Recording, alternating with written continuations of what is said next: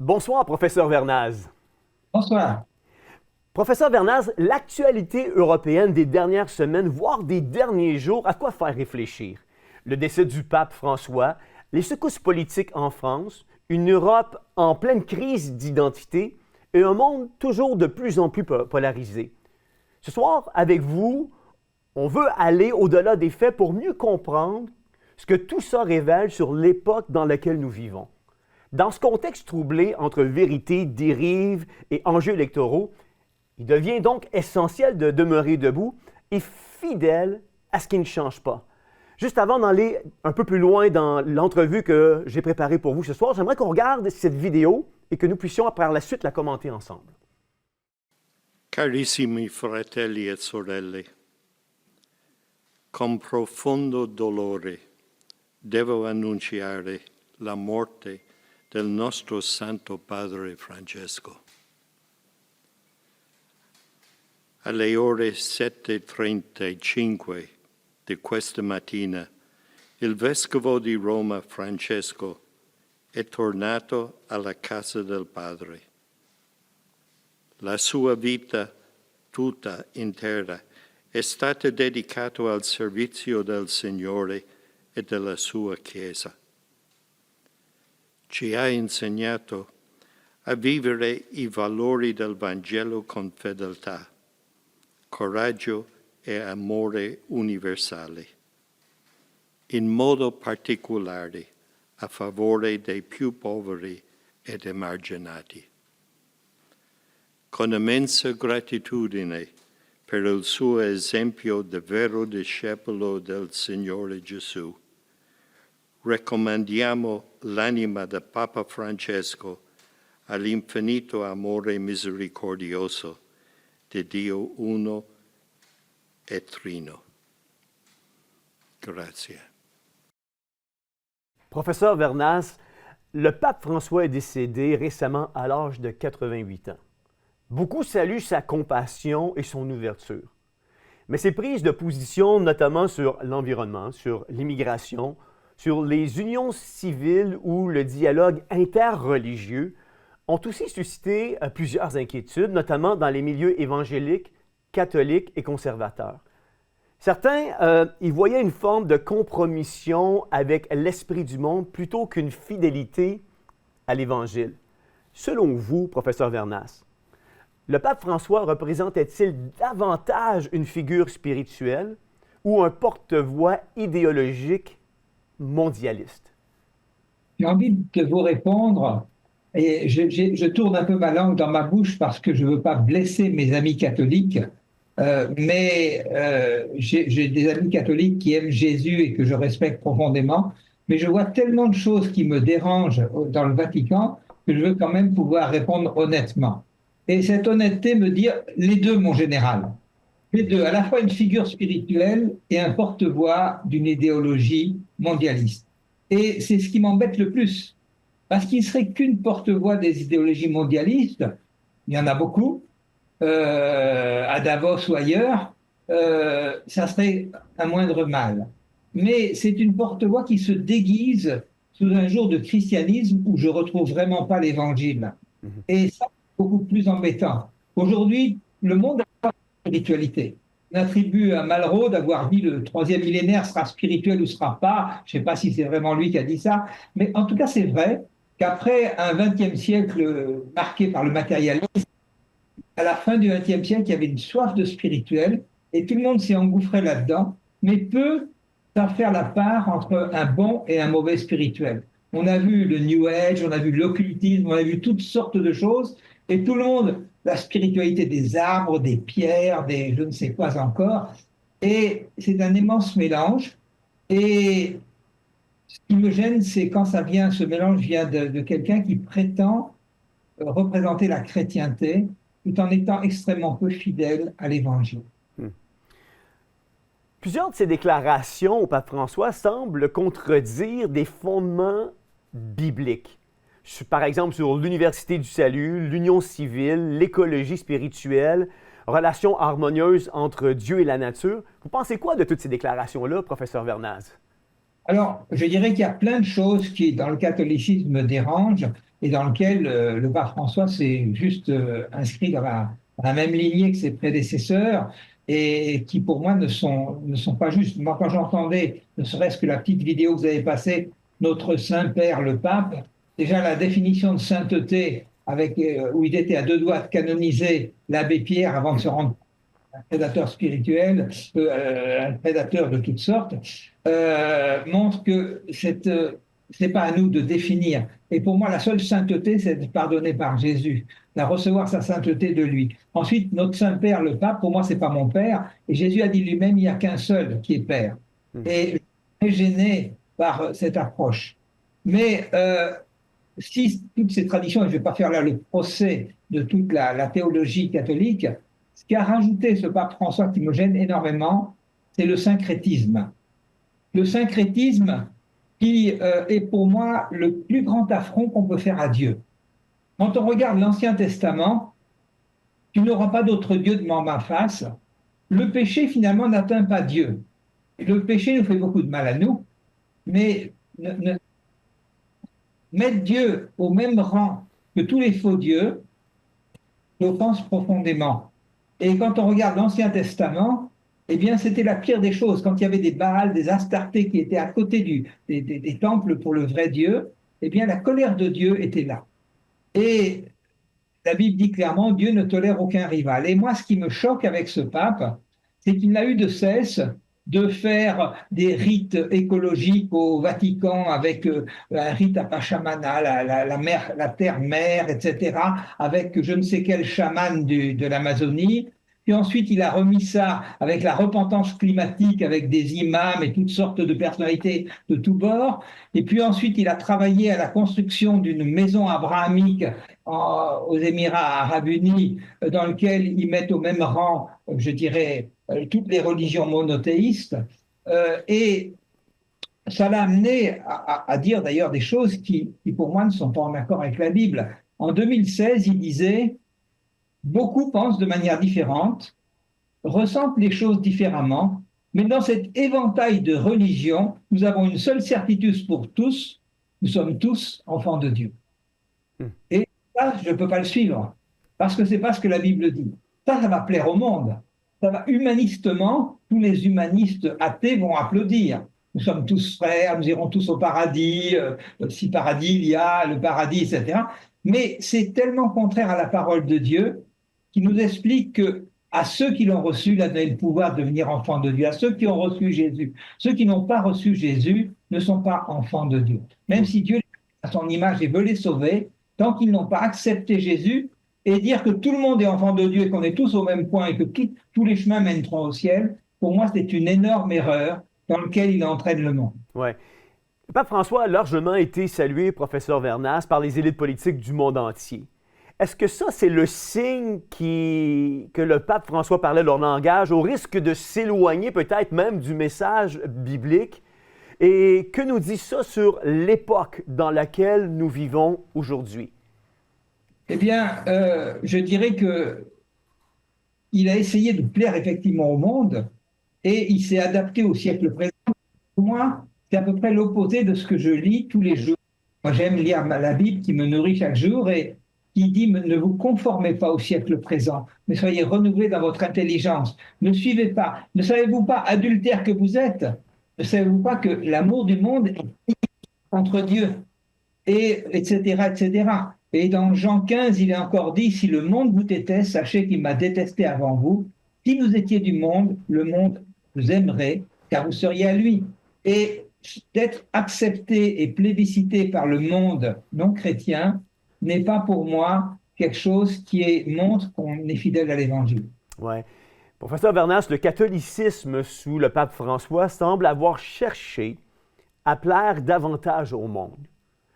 Est-ce que vous voyez en cela une dérive qu'on retrouve aussi dans certains milieux évangéliques et protestants? Et comment on explique cette dilution aujourd'hui du message au profit de demeurer politiquement correct? Alors, en fait, effectivement, c'est beaucoup plus facile de suivre le mouvement et d'essayer de plaire à tout le monde.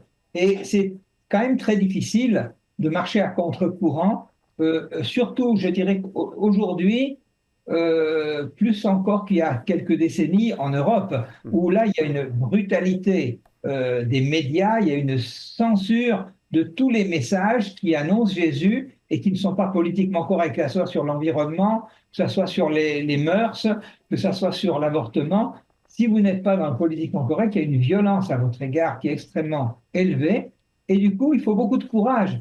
Effectivement, je vois dans l'Église évangélique une certaine césure entre ceux qui choisissent de se conformer au siècle présent et ceux qui choisissent de marcher à contre-courant. Et pour moi, il y a une Église qui est en train de se fourvoyer, de se diluer dans le monde et qui va perdre petit à petit sa foi. Parce que, comme je dis souvent, la Bible, si tu en arraches une page, elle va se déliter en totalité. Parce que la Bible, tout se tient. Si tu commences à arracher, par exemple, la Genèse parce que tu es évolutionniste, eh bien, tu vas devoir perdre quasiment tous les évangiles, toutes les épîtres dans lesquelles Jésus fait référence à Adam et Ève. Ouais. Donc, la Bible se tient, et si on commence à en remettre une partie en doute pour se conformer au siècle présent, bientôt notre Bible n'aura plus aucune substance. Ouais. Sans en faire son jugement, professeur Vernaz, où est le pape aujourd'hui? Honnêtement, je n'en sais rien parce que je ne veux pas faire ce que je lui reproche. Ce que je lui reproche, c'est de canoniser des gens, de prétendre de savoir qui est au ciel et qui ne l'est pas. Moi, je n'ai pas cette prétention. À la limite, il n'y en a qu'un seul dont je suis sûr qu'il est au ciel. C'est un brigand notoire qui était crucifié à côté de lui et qui n'a pas eu le temps de faire de grands séminaires, de grandes repentances, de grandes réconciliations, parce qu'il était à quelques heures de sa mort. Mais sa repentance a été suffisamment sincère pour que Jésus lui garantisse qu'il pourrait aller au paradis. Donc, ça donne une grande espérance que quiconque aujourd'hui s'approche sincèrement de Jésus peut être reçu et pardonné. Oui, tout à fait. Dans plusieurs mois, la vie politique française, depuis plusieurs mois, pardonnez-moi, la politique française a été marquée par une grande instabilité. Le gouvernement a changé, les tensions sont fortes à l'Assemblée nationale et le budget de l'État a été imposé sans vote grâce à un article controversé de la Constitution qu'on appelle le 49.3 ou le 49.3 en France, qui est l'équivalent du bâillon ici au Québec. Parallèlement, la justice a récemment condamné Marine Le Pen, l'excluant de la vie politique pour 5 ans. Pour beaucoup, ces événements donnent l'impression que la démocratie française est en crise. Est-ce que la politique française vit une crise de gouvernance ou une crise morale plus profonde? Pour moi, c'est clairement une crise morale beaucoup plus profonde où on récolte ce qu'on a semé depuis des décennies. Depuis des décennies, on a semé que le mal et le bien, c'était la même chose, pour puis après, petit à petit, inverser, de dire que le mal est bien et le bien est mal. Et on a mis un chaos moral qui a conduit à ce qu'aujourd'hui, on ait une assemblée qui est ingérable, avec toutes sortes d'extrémismes qui s'opposent. Et ce chaos est le résultat de ce qu'on a semé. On a supprimé toutes les valeurs morales possibles. On a dit que finalement, le travail, ça servait à rien. Qu'à l'école, il fallait que tout le monde passe de classe quoi qu'il arrive. L'important, c'était de répéter les bons mantras qu'on vous apprenait à répéter pour être politiquement correct et woke à gogo. Et finalement, quand on voit les ministres qu'on a, dont certains ont écrit des livres porno, dont d'autres ont toutes sortes de casseroles, eh bien, effectivement, on récolte ce qu'on a semé aujourd'hui et on récolte une dissolution qui se retrouve pleinement dans notre monde politique. Ouais.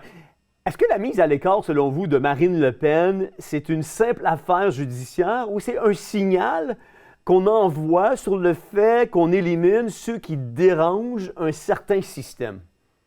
Alors, même si je n'ai pas de sympathie particulière pour Mme Le Pen, qui n'est certainement pas toute blanche comme tous ces hommes politiques qui nous dirigent, clairement, c'est une instrumentalisation et même le jugement qui a été prononcé le dit clairement. Le but de ce jugement, c'est de l'empêcher de se présenter aux élections présidentielles. On ne peut pas être plus clair. Et c'est en France, c'est vrai dans toute l'Europe. On voit aujourd'hui qu'en Roumanie, quelqu'un qui n'est pas politiquement correct est interdit par un comité Théodule. En France, il y a une chaîne C8 qui se permet d'avoir des positions qui ne sont pas toujours celles officielles qui sont autorisées, on la vire. L'ARCOM devient l'instrument qui décide. Donc on voit qu'on a extrêmement d'instances qui n'ont pas été élues par personne et qui décident du droit ou du non-droit des uns et des autres, et qu'on est loin, loin d'une démocratie et d'une recherche de la vérité. Il y a deux poids, deux mesures d'une manière évidente entre tous les hommes politiques que je pourrais lister et qui ont été condamnés mais finalement absous, que ce soit Bayrou qui a fait exactement la même chose que Mme Le Pen, que ce soit Laurent Fabius, que ce soit Alexis Collère, que ce soit Dupond-Moretti, mais chaque fois on a mis une relaxe parce que ces gens sont assez proches du pouvoir et je pourrais continuer la liste avec Édouard Philippe et avec d'autres. Mais voilà. Mais quand c'est un opposant politique comme Fillon qui présentait un danger parce que tout d'un coup il voulait remettre un peu d'ordre, ou Madame Le Pen, alors on va utiliser l'argument judiciaire et ce qui n'a pas été reproché aux autres ou qui a été balayé sous le tapis, relaxé, va tout d'un coup avoir une peine complètement disproportionnée et extrêmement d'inéligibilité pour la sortir du paysage politique. Oui, tout à fait. Quand un gouvernement impose un budget sans vote sous le bâillon, ou ce que vous appelez communément en France le 49-3, cela traduit-il une démocratie forte ou une démocratie affaiblie? C'est clairement une démocratie complètement affaiblie, je dirais presque moribonde, parce qu'aujourd'hui, on voit qu'on a dissous l'Assemblée et qu'on a joué sur des peurs pour empêcher qu'il y ait une majorité quelconque qui vienne, et on a toutes sortes d'extrêmes qui sont là, mais finalement qui n'arrivent pas à gouverner, et on gouverne à coup de 49-3 depuis la dissolution. Donc, effectivement, on est loin, loin de la démocratie. D'ailleurs, ce n'est pas que sur le budget, c'est sur des tas d'autres domaines où on envoie des milliards pour la guerre en Ukraine sans que l'Assemblée nationale ait été consultée. Sur toutes sortes de sujets, on voit que la démocratie, c'est essentiellement une espèce de façade, de théâtre qui n'est plus respectée par quoi que ce soit. Ouais. Dans un contexte aussi confus, est-ce que les chrétiens ont encore la capacité, mais aussi la liberté d'être des voix claires qui éclairent la société plutôt que de s'y fondre et s'y conformer? Alors, je dirais que l'Église a sa part de responsabilité. Nous avons le mandat d'être le sel de la terre, la lumière du monde, et honnêtement, nous l'avons pas été. On a été quelque part, on est tombé dans un certain piège de ce qu'on nous a dit. On nous a dit en gros, ta foi, c'est de la sphère privée, elle n'a rien à faire dans la sphère publique, le chrétien ne se mêle pas de politique. Et finalement, on s'est retiré de tout, on a fait nos petits clubs dans nos églises. Et pour moi, ce n'est pas du tout la bonne démarche. L'Évangile a quelque chose à dire dans tous les domaines de la vie politique. L'Évangile nous apporte en philosophie, nous apporte en sociologie, nous apporte en économie, nous apporte en sciences. Et dans tous les domaines, je dirais que notre foi aurait dû être une voix qui a porté une certaine contradiction, qui a porté des valeurs. Et cette voix est restée silencieuse sous prétexte qu'il fallait rester dans la sphère privée, que ça ne regardait personne. Moi-même, j'ai été enfermé dans ce mensonge en tant que chercheur pendant longtemps, jusqu'à un jour, dans les années 2000 quelque chose, où Dieu a vraiment parlé à mon cœur et m'a dit comment moi qui fais briller mon soleil dans les sphères privées, dans les cours privés et les cours publics, tu veux me limiter à la sphère privée? Et j'ai choisi de m'exprimer, mais effectivement, il faut du courage et tout le monde nous dit qu'on n'est pas légitime parce que ta foi doit rester du domaine privé. Ouais. On voit que l'Europe, comme les pays occidentaux, l'Europe se cherche entre la guerre qui en finit plus en Ukraine, un pacte migratoire imposé à marche forcée et des tensions sociales qui explosent un peu partout. Un malaise s'installe, celui d'un continent qui semble avoir perdu son cap. Jadis, ce continent était bâti sur des repères culturels, moraux et spirituels forts. L'Europe s'aligne aujourd'hui sur des logiques technocratiques et des agendas internationaux, souvent déconnectés de son peuple ou de ses peuples. Quand vous regardez ce qui se passe en Ukraine et les décisions prises à Bruxelles, est-ce que vous avez l'impression que l'Europe agit pour son peuple ou ses peuples ou qu'elle obéit à une logique qui lui échappe? Clairement, l'Europe obéit à des logiques idéologiques de certains dirigeants mondialistes qui n'ont rien à voir avec l'aspiration des peuples. Et ces gens qui n'ont été élus par personne sont dans des commissions et ont un pouvoir extraordinaire en dehors du désir des peuples et nous impose toutes sortes de choses, par exemple l'interdiction des véhicules thermiques en 2035. On fait un sondage, si on pouvait faire un scrutin dans toute l'Europe, il n'y aurait pas 10% des voix qui seraient pour ça. Et pourtant, c'est quelque chose qui nous est imposé par l'Europe. Le pacte vert, c'est la même chose. Donc, on voit qu'un petit groupe a pris le pouvoir et impose une idéologie à l'ensemble de l'Europe. Honnêtement, je ne crois pas du tout à cette Europe-là, exactement comme je ne crois pas à l'espéranto. Vous savez, l'espéranto, c'est cette langue que certains ont cru créer, qui allait faire une langue universelle. Mais en fait, ce qui est artificiel n'a pas d'âme. Et ce qui n'a pas d'âme ne peut pas vivre et va être éphémère. Eh bien, l'Europe, de départ, elle était une collision de nations qui cherchaient à faire un pacte sur le charbon. Et ça, c'est très bien. Les peuples, c'est au lieu de se faire la guerre, s'ils arrivent à faire travailler la main dans la main et faire des choses qui se mettent en synergie, c'est extrêmement positif. Cette Europe-là aurait pu marcher. Mais cette Europe a été remplacée par des idéologues qui veulent nous forcer à avoir une seule voix européenne, alors que déjà on a un nombre de langages qui est autant que de pays et des cultures tellement différentes. Et il n'y a aucune unité européenne. Et j'apprécie que M. Trump, aujourd'hui, traite avec les pays et pas avec l'Europe, parce qu'il voit que cette Europe, elle est complètement artificielle, elle nous impose un agenda qu'aucun peuple ne désire vraiment. Ouais. Le pacte migratoire qui a été imposé au mois d'avril prétend renforcer les contrôles tout en accélérant les procédures. Mais est-ce encore une réponse humaine et juste ou simplement une solution de façade? Alors, c'est totalement une solution de façade parce qu'en fait, on nous a vendu quelque chose qui fait exactement l'inverse de ce pourquoi on nous l'a vendu. On nous a dit on va mettre en place une agence qui s'appelle Frontex et qui va s'assurer que les frontières de l'Europe sont parfaitement gardées contre toutes les migrations invoulues, non voulues. Et du coup, vous allez pouvoir supprimer les frontières intérieures.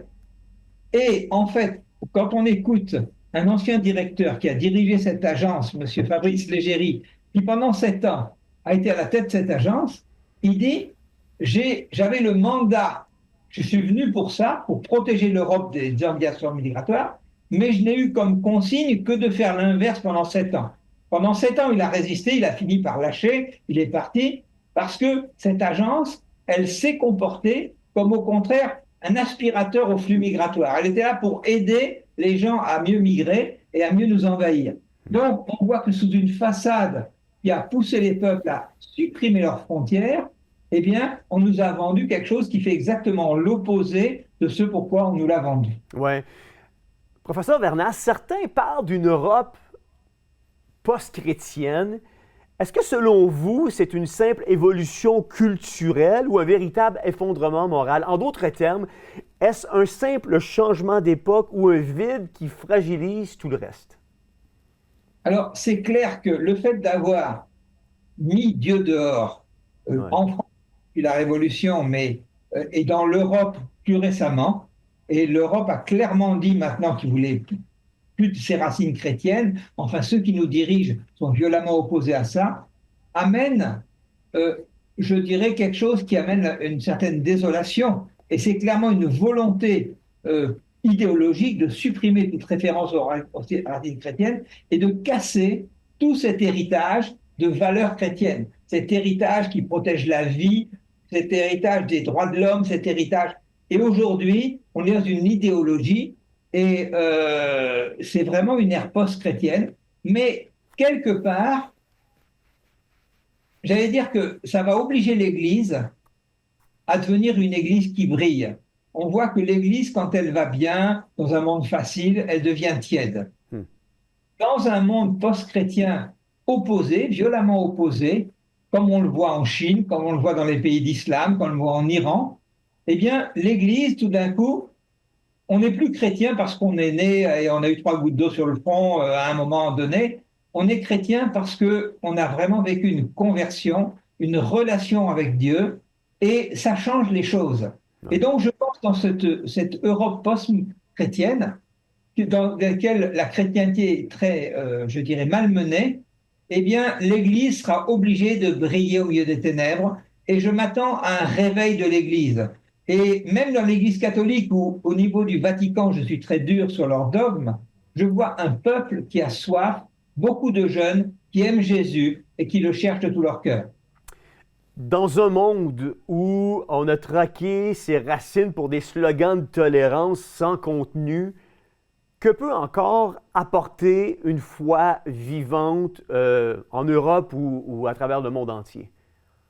Je dirais que plus le monde va aller dans la désespérance, parce que quand vous êtes trans, quand vous êtes ci, quand vous êtes ça, en fait, c'est que vous êtes dans un mal-être pas possible et qu'on vous a donné des ersatz de solutions qui n'ont fait qu'aggraver votre mal-être.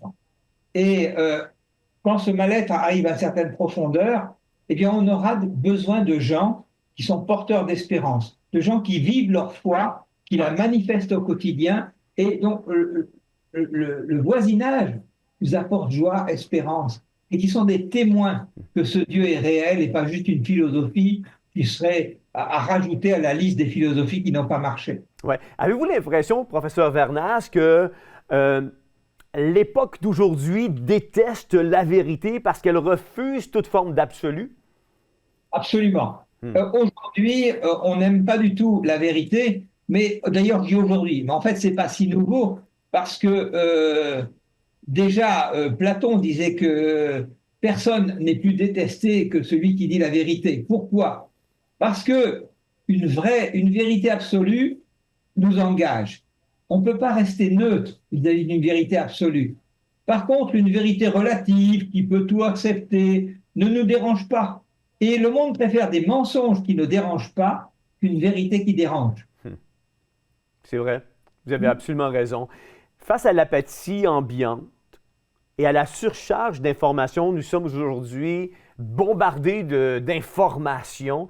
Comment réactiver cette conscience individuelle capable de discerner, de résister et surtout d'agir aujourd'hui dans notre société? Alors, moi, je dis aux gens, c'est le temps que tu passes à te nourrir qui va déterminer ce que tu vas vivre, ce que tu vas penser. Si tu passes 80% de ton temps devant des écrans et 20% dans la parole de Dieu, eh bien, il est clair que ça sera la pensée du monde, effrayante, désespérante, culpabilisante, qui va te façonner. Ouais. Mais si tu passes 80% à te nourrir du point de vue de Dieu sur le monde et 20% à t'informer de ce qui se passe dans le monde, alors tu auras le point de vue du ciel. Et le point de vue du ciel est plein d'espérance. Le point de vue du ciel te donne une joie au milieu de toute situation, une paix qui n'est pas ébranlée par les chaos politiques, par les difficultés du siècle présent. Et j'encourage les gens à revenir à la parole de Dieu, à changer leur priorité d'information. Dire l'information, le point de vue de Dieu est plus important que le point de vue des journalistes humains. Ouais. Selon vous, aujourd'hui, quelle est la responsabilité des leaders, des pasteurs spirituels ou autres pour dénoncer ce qui est faux, même au prix d'un certain confort? Alors, je voudrais citer Dietrich Bonhoeffer. C'était un pasteur du temps d'Hitler qui a résisté au nazisme et qui a malheureusement été tué juste avant la libération, à quelques mois près, même quelques semaines près, il pouvait sauver sa peau, mais Dieu n'a pas permis. Et il disait, le silence face au mal est lui-même mauvais. Ça ne nous tiendra pas innocents. Ne pas parler, c'est parler. Ne pas agir, c'est agir. Et moi, aujourd'hui, face aux chrétiens tièdes, qui se taisent, qui encaissent, qui n'agissent pas, j'ai envie de leur citer cette pensée inspirante de Bonhoeffer. Votre silence parle beaucoup. Alors choisissez le bon camp.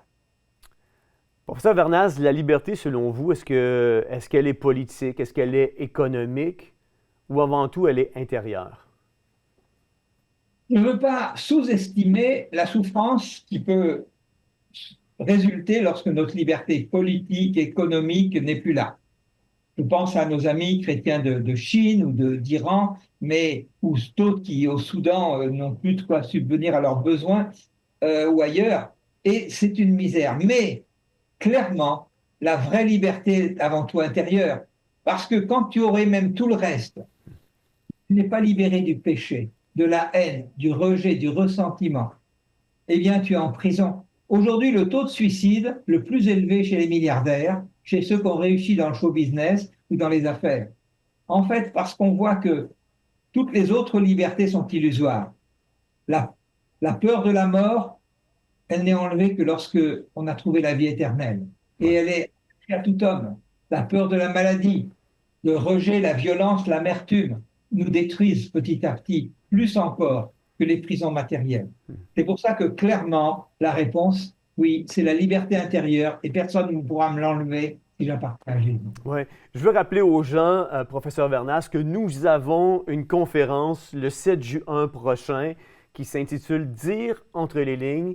Et j'invite les gens à acheter leur billet ou à faire leur réservation immédiatement. Vous pouvez aller sur le site Internet au www.tovox.tv. Sous l'onglet « Événements », il y a tout le tracé, si vous voulez, pour pouvoir vous prémunir de vos billets à l'avance. On va avoir 5 conférences durant cette journée. C'est 40 $. C'est comme si une conférence coûtait 8 $. On en a 5. Et on va avoir 40 minutes de conférence, 20 minutes de questions-réponses avec les invités lors du 7 juin prochain. Vous êtes un de nos conférenciers, vous descendez de l'Europe pour pouvoir être avec nous ce samedi-là pour cette conférence qui se fait à Montréal. Et là, j'entends déjà dire les gens, à Montréal, pas de stationnement. Non, non, non, il y a à peu près 200 espaces de stationnement à l'endroit où on a réservé pour faire cette conférence. Votre sujet, professeur Vernas, sera « Chercheur de vérité dans un monde de mensonges ». C'est un sujet qui est d'actualité. Qu'est-ce qu'on va retrouver dans votre conférence pour inciter les gens, probablement, dès aujourd'hui, à faire leur réservation pour cette conférence? Moi, je me réjouis, je n'ai jamais été encore au Québec et je me réjouis d'être avec vous, de pouvoir participer à cette conférence. Et c'est vrai que chercheur de vérité, je l'ai été d'abord dans mon métier parce que je voyais tellement de bêtises qui étaient dites dans le domaine scientifique. Et puis ensuite, je me suis rendu compte qu'à l'école, il y avait des domaines sur la création où on m'avait vendu une théorie de l'évolution qui aujourd'hui ne tient pas la route scientifiquement et qu'on m'avait montré la Bible comme un vieux bouquin obsolète que la Bible aurait balayé, que la science aurait balayé. Et c'était complètement faux. Et donc, petit à petit, cette recherche de vérité, je l'ai creusée dans différents domaines, sur le climat, sur les vaccins, sur plein de choses. Et c'est un mode de vie dans lequel on a besoin de discernement, de sagesse, d'amour. Et en même temps, si on fait ce travail de vérité, je pense que Saint-Esprit est avec nous. Et si notre système de pensée est biaisé par les mensonges du monde, en fait, si vous vous formez que sur ce que dit le monde, comme le prince de ce monde, c'est Satan, le père du mensonge, attendez-vous à être fondé sur le mensonge. Ouais. Mais si vous croyez en Dieu, attendez-vous à être fondé sur la vérité. Oui, donc c'est une conférence à ne pas manquer. Encore une fois, vous pouvez nous écrire à info@tovox.tv, nous téléphoner au 450-TOVOX ou encore aller directement sur notre site Internet au www.tovox.tv. Sous l'onglet événements, allez acheter vos billets. On vous attend à grand nombre pour cet événement. Professeur Vernas, je tiens à vous remercier de vous être rendu disponible et d'être avec nous ce soir sur les ondes de Théovox Actualité. Avec plaisir. Vous savez, dans un contexte où tout s'accélère et se brouille, où le rationnel devient irrationnel, il devient crucial de se concentrer sur ce qui est vrai, sur ce qui est solide et porteur de sens. Il devient essentiel de s'ancrer sur cette vérité qui ne change pas, Jésus. Car lorsqu'on s'éloigne de ses fondements, on perd aussi notre capacité à juger clairement.